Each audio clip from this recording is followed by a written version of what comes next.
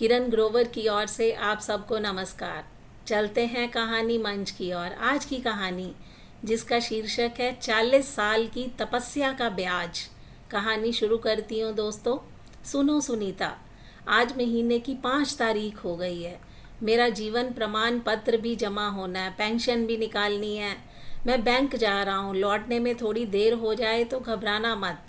आजकल के बैंक वालों को बुजुर्गों के समय की कद्र कहाँ है। वैसे भी आज की पीढ़ी को अपने मोबाइल से फुर्सत मिले तब ना। मास्टर राजेश जी अपनी पुरानी छतरी और चश्मा उठाते हुए बोले। सुनीता जी रसोई से हाथ पोंछते हुए बाहर आई।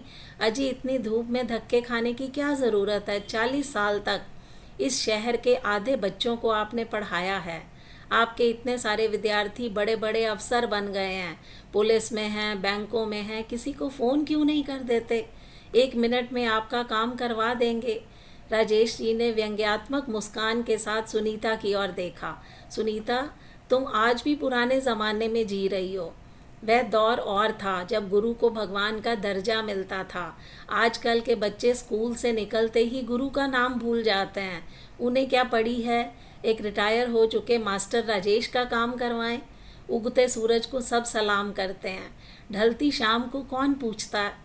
यह कहकर वे अपनी छड़ी टेकते हुए घर से बाहर निकल गए। शहर के मुख्य चौराहे पर स्थित सरकारी बैंक में हमेशा की तरह बहुत भीड़ थी। महीने का पहला हफ्ता होने के कारण पेंशनधारियों और आम ग्राहकों की लंबी कतारें लगी थी।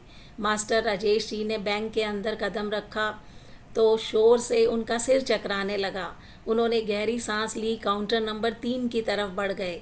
वहाँ पहले से ही 20 लोग अपनी बारी का इंतज़ार कर रहे थे। राजेश जी चुपचाप कतार के सबसे आखिरी हिस्से में जाकर खड़े हो गए। उनकी उम्र 75 के पार थी, घुटनों में दर्द रहता था, लेकिन उनके उसूल किसी से आगे जाने, किसी से मदद मांगने की इजाज़त नहीं देते थे। अभी उन्हें कतार में खड़े हुए मुश्किल से 10 मिनट ही हुए होंगे कि बैंक के अंदर से एक कर्मचारी तेज़ी से बाहर आया। उनकी नज़र भीड़ में कुछ खोज रही थी। जैसे उसने राजेश जी को देखा तो वो सीधा उनके पास चला आया। सर, आप यहाँ लाइन में क्यों खड़े हैं? आइए मेरे साथ। कर्मचारी ने विनम्रता से उनके हाथ से फॉर्म और पासबुक लेते हुए कहा। राजेश जी सक पका गए। अरे भाई, मेरी बारी अभी आई नहीं है। वैसे भी लाइन तोड़कर आगे नहीं आऊँगा, बाकी लोग भी तो इंतज़ार कर रहे हैं। कर्मचारी मुस्कुराया। सर, आपको लाइन में लगने की ज़रूरत नहीं है, आप मेरे साथ आइए। वह कर्मचारी दीनानाथ जी को, राजेश जी को आदर के साथ बैंक के वातानुकूलित शांत हिस्से में ले गया। उन्हें एक बेहद आरामदायक सोफे पर बिठा दिया। वहाँ आराम से बैठिए सर, मैं अभी जीवन प्रमाण पत्र अपडेट करके पेंशन का काम पूरा करके लाता हूँ। राजेश जी कुछ समझ नहीं पा रहे थे। क्या बैंक वालों ने वरिष्ठ नागरिकों के लिए कोई नया नियम निकाल दिया है? वे अभी सोच ही रहे थे कि बैंक का चपरासी एक ट्रे में कांच का गिलास लेकर उनके पास आया। गिलास में हल्का गुनगुना पानी था जिसमें नींबू और काला नमक मिला हुआ था। बाबूजी, पानी पी लीजिए। चपरासी ने गिलास आगे बढ़ाते हुए कहा। राजेश जी की हैरानी का ठिकाना नहीं रहा। भाई, मैंने तो पानी नहीं मांगा, तुम्हें कैसे पता मैं चाय नहीं पीता? मुझे गले की तकलीफ़ के कारण नींबू वाला गुनगुना पानी ही चाहिए। चपरासी ने मासूमियत से जवाब दिया। मुझे कुछ नहीं पता बाबूजी, मुझे तो अंदर साहब ने हुक्म दिया है। बाहर जो बुजुर्गवार बैठे हैं उनके लिए कैंटीन से गुनगुना नींबू पानी लेकर आओ, क्योंकि उनके गले में अक्सर खराश रहती है। इससे पहले राजेश जी कुछ पूछते, ब्रांच मैनेजर के कैबिन का दरवाज़ा खुला। एक लंबे कद का कोट पैंट पहने हुए रौबदार व्यक्ति बाहर निकला। बैंक के सारे कर्मचारी उसे देखकर अपनी अपनी जगह पर अलर्ट हो गए। वह व्यक्ति सीधे राजेश जी की तरफ बढ़ा। राजेश जी अपना चश्मा थोड़ा नीचे करके पहचानने की कोशिश करने लगे। वह व्यक्ति उनके पास आया, एक पल के लिए देरी किए साफ सुथरे फर्श पर घुटनों के पल बैठ गया।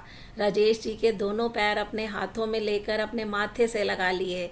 बैंक में अचानक सन्नाटा सा छा गया। मास्टर जी, आपने नालायक छात्र को पहचाना या भूल गए?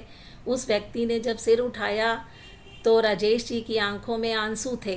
राजेश जी के दिमाग के पन्नों पर बरसों पुरानी धुंधली यादें ताज़ा होने लगी। तुम 10वीं ब मनीष हो, हमेशा जो पीछे की बेंच पर बैठता था, जिसे मैंने स्कूल से भागने पर एक छड़ी से बहुत पीटा था। मनीष वह उस बैंक का ब्रांच मैनेजर था। मुस्कुराते हुए उसकी बगल में बैठ गया। हाँ सर, मैं वही मनीष हूँ। अगर उस दिन आपने स्कूल से भागकर गलत लड़कों की संगत में जाने से नहीं रोका होता, तो अगर उस दिन आपकी छड़ी मेरी पीठ पर नहीं पड़ी होती, तो आज मैं कुर्सी पर नहीं जेल में बैठा होता। मेरे पिता के गुजरने के बाद जब मेरे पास बोर्ड परीक्षा की फ़ीस भरने के पैसे नहीं थे, तब आपने बिना किसी को बताए मेरी फ़ीस भरी थी। मैं वो कैसे भूल सकता हूँ। आज मैं जो कुछ भी हूँ सिर्फ आपकी वजह से हूँ। राजेश जी की आंखें भर आई। उनके कांपते हाथों ने मनीष के सिर को सहलाया। उनका भ्रम आज पूरी तरह टूट चुका था कि नई पीढ़ी गुरुओं को भूल चुकी है। आज उन्हें एहसास हुआ कि एक शिक्षक द्वारा बोया गया संस्कारों का बीज कभी बेकार नहीं जाता। सही समय आने पर छायादार पेड़ ज़रूर बनता है। 10 मिनट बाद मशीन खुद मनीष उनका सारा काम पूरा करके कागजात उनके हाथ में सौंप रहा था। राजेश जी बैंक से बाहर निकले। उनकी चाल में कोई बुढ़ापे की थकान नहीं थी, गर्व था, सुकून था। जब वे घर पहुंचे तो सुनीता जी ने उन्हें इतनी जल्दी वापस देखकर हैरान हो गई। अरे, आज इतनी जल्दी काम कैसे हो गया? क्या बैंक में भीड़ नहीं थी?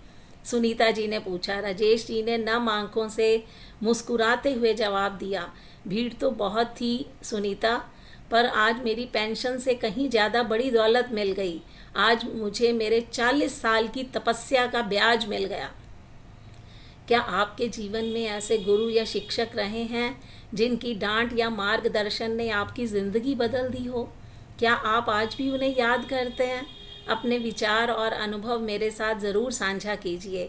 अगर इस कहानी ने आपके दिल को छुआ हो तो लाइक कीजिए, कमेंट कीजिए, शेयर कीजिए और ऐसी मार्मिक कहानियाँ सुनने के लिए हिंदी मंजूषा चैनल पर आते रहिए। आपको ये कहानी कैसी लगी, इस पर अपनी प्रतिक्रिया दीजिए।